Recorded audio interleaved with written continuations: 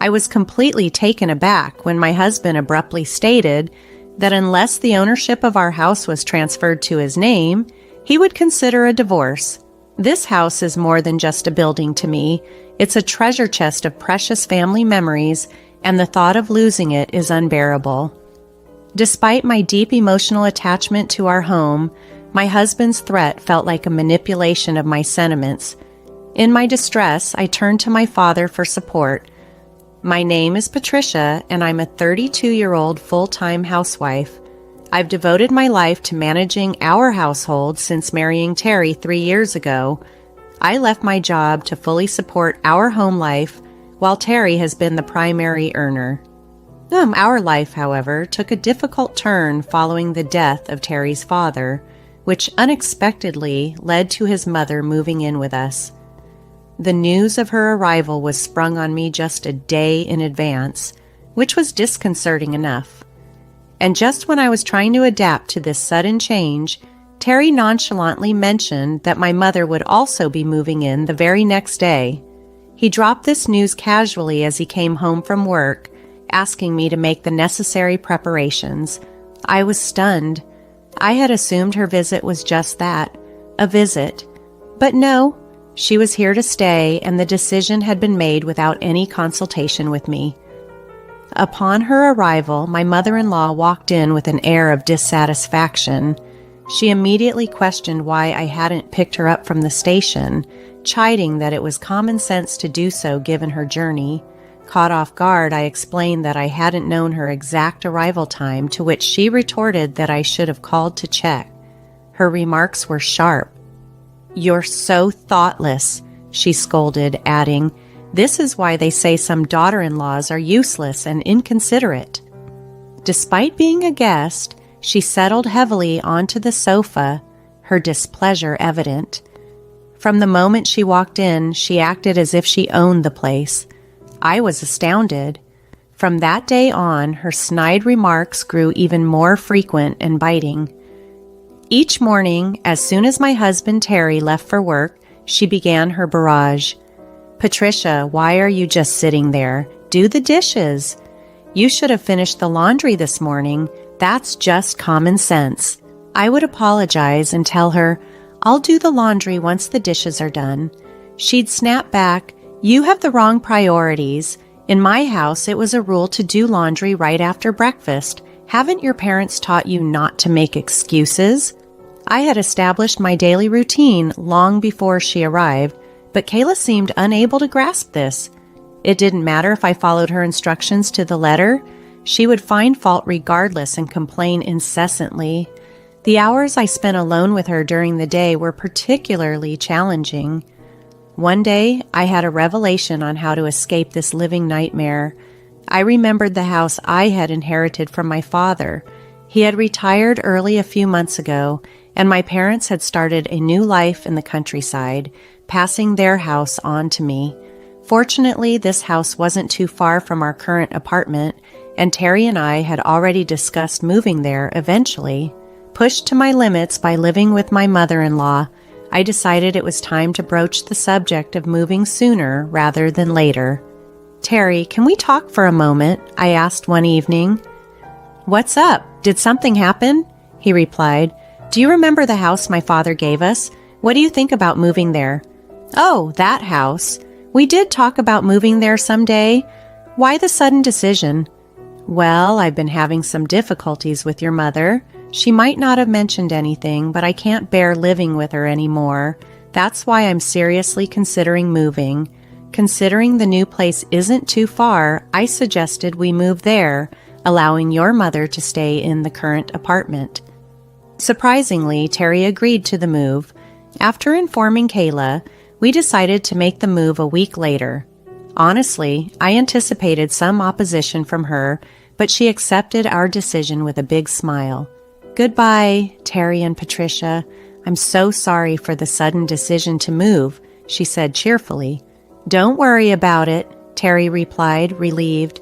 "It's generous of your dad to have given us the house," Kayla remarked with a smile. "Thank you, and come visit us sometime soon. Of course, We're not that far away, and I'd love it if you came to visit us regularly, too," she added, her voice filled with a hopeful expectation. "I will," I promised her. After wrapping up our conversation, my husband and I moved to our new home. I felt a wave of relief wash over me, thrilled at the thought that I would no longer have to tolerate Kayla's biting remarks. In our new home, I could finally live freely, setting my schedule and routines. Initially, I had been worried about how Kayla might react, but discussing the move with Terry had calmed my nerves. However, this newfound peace was short-lived.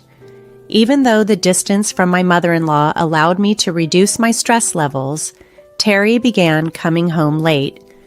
It wasn't just occasional late nights. There were entire nights when he didn't come home at all. He defended his actions by saying he was concerned about his mother, but his frequent unannounced absences began to disrupt my life significantly. This can't continue, I thought to myself. One day, I decided it was time for a serious conversation. "Terry, you've been coming home really late these days, and sometimes you don't come home at all." "Is that so?" he replied casually. "I'm just worried about my mother." "That's not the issue here," I responded firmly. "At the very least, you should inform me beforehand if you're going to be late so that I don't wait up for you or prepare dinner unnecessarily. Since you're a housewife and you're always at home, you can just eat the leftovers for lunch the next day, right?" he suggested thoughtlessly. "So you're implying I should just accept everything silently because I'm a housewife? Are you saying we shouldn't even discuss this?" "Isn't it true? Housewives just have it easy at home," he retorted, which shocked me. "What are you even saying?" I countered, hurt and frustrated. "Besides, I'm concerned about leaving my mother alone. Amy will be coming back soon, and I need to discuss some things with her." "Wait, Amy is coming back? What do you need to discuss with her?" Curious and increasingly anxious, I pressed him for more information. "We're moving Amy in here to live with us. She's always wanted a big house like the one she had abroad. That's why I thought it would be a good idea to let her stay in this house," Terry explained nonchalantly. "What?" I exclaimed, completely taken aback by the sudden news. "Is my sister-in-law going to live in our house?" I was overwhelmed, struggling to process this unexpected turn of events. I had just begun to enjoy a reprieve from Kayla's relentless critiques when a new challenge presented itself. My husband announced that his sister Amy was going to live in our house. I was stunned. This house wasn't just any property. It was the home I inherited from my father, and it felt entirely wrong to just hand it over. "It's the only sizable house that would satisfy Amy," my husband reasoned. "The apartment where we used to live, where my mother now stays, is too cramped for 4 people. But I never planned for us to live with Amy. Instead, I intend to give this house to her," he declared. "What? Why?" I gasped, barely able to grasp his logic. "Because we plan to move back in with my mother. Amy can use this house freely," he explained. His proposal was unreasonable, and I felt like I might faint. Despite my clear insistence that I had no desire to live with my mother-in-law again, my husband grew increasingly irate. "Can't you be a little more considerate? You live because of my support, so just do as I say. This house is wasted on you," he snapped. "Why should I give it to Amy? This house is precious to me. It was inherited from my father," I protested. "I've already told Amy I've got her a large house. It's too late to say otherwise now," he continued as if the matter was already decided without my consent. "You've decided all of this without even consulting me? I can't accept it," I replied, trying to maintain my composure. "Enough, calm down and think about it. I'll go back to my mother's for a while," he said angrily before slamming the door and leaving. Alone, I was left in tears, struggling to comprehend why my husband would make such unilateral decisions. It was inconceivable that he intended to give away the house I had inherited from my father to my sister-in-law. Every day thereafter, he sent me messages, asking if I had calmed down and urging me to come back soon. Each time I firmly reiterated that I had no intention of complying with his plans. Then, one day, he dropped another bombshell over the phone. "Hey, Patricia, when will you come here and live with me? Stop nagging. I've said it so many times. I have no intention of living with Kayla, moving there and giving this house to Amy. I've already told Amy. Stop being selfish." His words left me more resolved than ever to stand my ground, shocked at his blatant disregard for my feelings and our shared life. "She might be returning this week, so apparently there's no time to delay." "Why should I give up my house for your family? I inherited this house from my father. Don't make decisions on your own. Who do you think you're talking to?" I protested, my voice quivering with frustration. Even my mother was furious about the situation, echoing my sentiments. "That's not my problem. You're ignoring my feelings," I responded firmly. My husband let out a heavy sigh over the phone, his frustration palpable. Then, he said something that shook me to the core. "If you can't listen to me, then let's get a divorce. Hand over the house to Amy and leave by tomorrow." At that moment, any remaining affection I had for my husband evaporated. The idea of him using divorce as a threat, without any regard for my feelings, was utterly despicable. I couldn't possibly forgive him for wielding such a threat. With a tone laced with arrogance, he continued, "Listen, if you don't leave by tomorrow, I'll divorce you. That's it." "Wait, are you serious?" I asked, incredulous. "Of course I am. You don't have a choice. What will you do if you, a housewife, get divorced? You can't survive," he taunted. "Enough. I get it," I said sharply. "Hurry up and move over here. My mother is looking forward to disciplining you." He hung up the phone with a tone of confidence, assuming I would comply. After that call, I was resolute. I decided to seek help from my father to devise a plan. By the next day, everything was ready for my move. I replied calmly when he inquired, "By the way, I'm curious, when will Amy be back?" "She'll be back tomorrow." "Why are you so obsessed with Amy?" he questioned, a hint of suspicion in his voice. "Between you and me, she seems to have made quite a sum from stock investments," I mentioned casually. "I see. So, if you provide her with a house, maybe you can ask for financial help," he suggested, trying to rationalize his stance. "That's so like you," I retorted. "Anyway, you need to leave that house by today. It's inconvenient for all of us." "Don't worry, I've already moved," I stated coolly. "What do you mean?" My husband seemed genuinely surprised. "I knew it. You don't want to divorce me, do you?" "Naturally, without an income, you can't survive," he claimed, still underestimating my resolve and independence. "All of this is coming to an end. We're still legally married, and that's the only reason we're even having this conversation now," I told him, my voice steady and resolute. "Wait, what? I can only think about divorce now," I added, clearly shocking him with my directness. "You promised to move out of that house and live with me, but you've already moved? What are you saying?" he stammered, his voice laden with confusion and rising panic. "Of course, I won't live in a house with a husband who decides everything on his own and a domineering mother-in-law. Why are you including me in your plans for Amy?" I retorted. "You promised to move out for Amy," he tried to argue, clinging to his previous demands. "I said I've already moved, didn't I? Enough with the jokes. Where are you now?" he asked, his tone becoming increasingly panicky, clearly losing his composure. "I'm at my parents' house. I moved to their rural home. I don't plan on returning to where you are," I explained calmly, delivering the news that I knew would unsettle him further. "You should have told me that sooner," he replied, a hint of relief but also frustration in his voice. "If you truly want to give the house to Amy, here's the deal. It's on the market for $520,000. Buy it for that amount and then hand it over to her," I stated firmly. "Are you joking? I'm serious. The house was still in my father's name, so I asked him to sell it," I continued, clarifying my actions and intentions. "My father always said if something happens, I should contact him.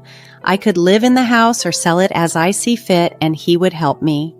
As a result of the valuation, a price of $520,000 was proposed, which I gladly agreed to, and we put the house on the market immediately. My husband probably never anticipated that I would take such a decisive step. "Why are you doing this without asking me? This is unforgivable, he spat out, consumed with anger and disbelief. I'm not asking for, nor do I need your approval.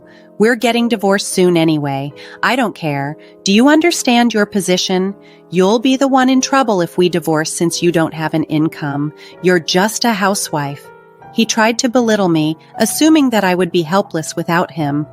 I'd rather struggle on my own than be with you forever, I responded firmly, cutting off his attempts to manipulate me. Listen, Amy will be coming back soon, he started, but I was no longer interested in his plans or threats. I was set on my path, determined to reclaim my independence and dignity. I mentioned before that I was counting on Amy's financial contributions, didn't I? So, if you want Amy to have that house, you can purchase it for $520,000. That is, of course, if you're able to, I pointed out firmly. What? That's impossible. If Amy has indeed made a fortune from her investments, I don't see why she couldn't afford it, he retorted, clearly caught off guard. I'm not sure exactly how much she made, but to say she can't afford it just sounds like you're making excuses, I replied, not giving in to his lack of accountability or apologies while maintaining his assertive attitude. Realizing that further discussion was pointless, I decided to make my stance crystal clear. I'm finished with this chaos you've created. Did you think threatening me with a divorce would make me surrender the house? If you assumed that being a housewife means I'd simply obey, you're deeply mistaken. Let's just calm down and discuss this, he suggested, trying to soften the tone. I am calm. It seems like you're the one panicking. I won't let myself be controlled by you or your family any longer. Go back to your mother. Stay out of my life, I exclaimed loudly, my voice ringing clear enough for anyone nearby to hear, and then I abruptly ended the call. Fed up with the constant tumultuous conversations, I blocked his number. I promptly sought legal advice and pursued a divorce. It took some time, but eventually the divorce was granted, recognizing the faults on my husband's part. He and Kayla continued residing in that small apartment.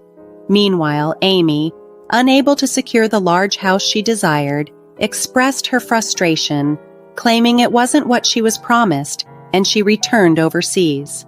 My ex-husband's hopes of leveraging his sister's financial success crumbled, and he found himself struggling to manage financially, burdened with the responsibility of alimony and supporting his mother.